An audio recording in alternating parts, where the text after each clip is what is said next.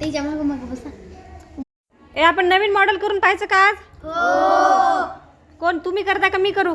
आम्ही. कोण कोण करणार आहे? मी.